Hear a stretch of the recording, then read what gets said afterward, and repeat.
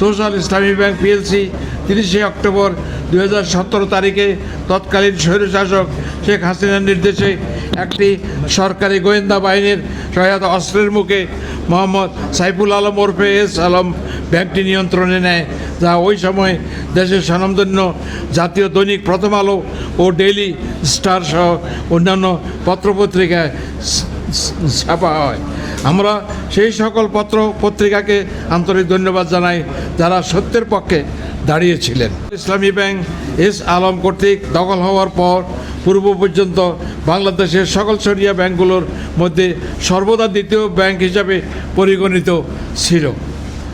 Social ইসলামী bank 2017 সালে দখল হওয়ার পূর্বের বছরগুলোতে শেয়ার হোল্ডারদেরকে নিয়মিত নগদ লভ্যাংশ ও বোনাস শেয়ার প্রদান করে, যার বর্ণনা নিম্নে উল্লেখ করছি।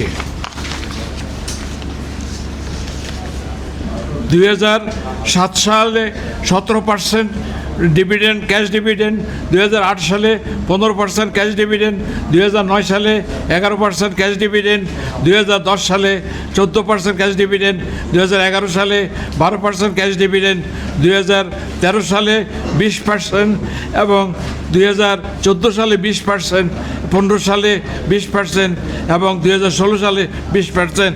এখানে উল্লেখ্য যে ব্যাংকের অগ্রগতি বিবেচনা করে বাংলাদেশ ব্যাংক সৌদি আরবের পবিত্র মক্কা নগরীতে শাখা খোলার জন্য অনুমোদন প্রদান করেছিলেন।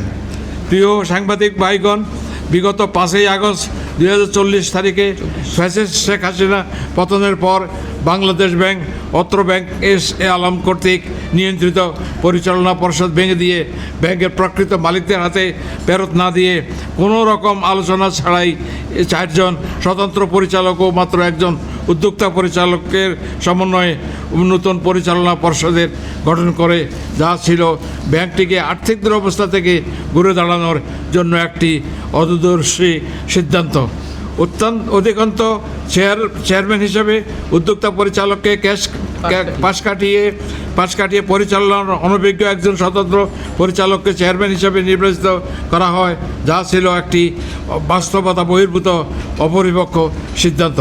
আপনারা জেনে অবাক হবেন যে অনেক উদ্যোক্তা ও শেয়ার হোল্ডার পরিচালক হওয়ার যাবতীয় যোগ্যতা থাকা সত্ত্বেও এবং পরিচালনা পর্ষদে তাদের অন্তর্ভুক্ত জন্য বারংবার অনুরোধ করা সত্ত্বেও হলেও বাংলাদেশ ব্যাংক বিষয়টি আমলে নেয়নি। বিগত অন্তর্বর্তীকালীন সরকারের সময়ে প্রকৃত উদ্যোক্তাদের উপর ব্যাংকের পরিচালনার কার্যভার অর্পিত না হওয়ায় গ্রাহক অনাস্থা তৈরি, গ্রাহকগণ ব্যাংক হতে তাদের সকল ডিপোজিট তুলে নেয়ার ব্যাংকের দুরবস্থা আরও ঘনীভূত হয়, যার ফলে বাংলাদেশ ব্যাংক থেকে যথেষ্ট অর্থের যোগান দেওয়া সত্ত্বেও ব্যাংকটি ঘুরে দাঁড়াতে পারেনি। এখানে উল্লেখ্য যে বাংলাদেশ ব্যাংক কর্তৃক যাদেরকে পরিচালনার দায়িত্ব দেওয়া হয়েছিল, সিদ্ধান্ত গ্রহণের ক্ষমতা দেওয়া হয়েছে, তারা কেউই কোনো ব্যাংক পরিচালনার সাথে পূর্বে যুক্ত ছিলেন না। কিন্তু ব্যাংকের পরিচালনার বিষয়ে পূর্ব অভিজ্ঞতা না থাকা সত্ত্বেও প্রায় 1.5 বছর উক্ত অনভিজ্ঞ পর্ষদ দিয়ে কেন্দ্রীয় ব্যাংকের তৎকালীন প্রশাসন ব্যাংকটিকে পরিচালনা করে শুধুমাত্র ক্ষতিগ্রস্তই করেনি, বরং ব্যাংকটিকে হত্যার উপক্রম করেছে।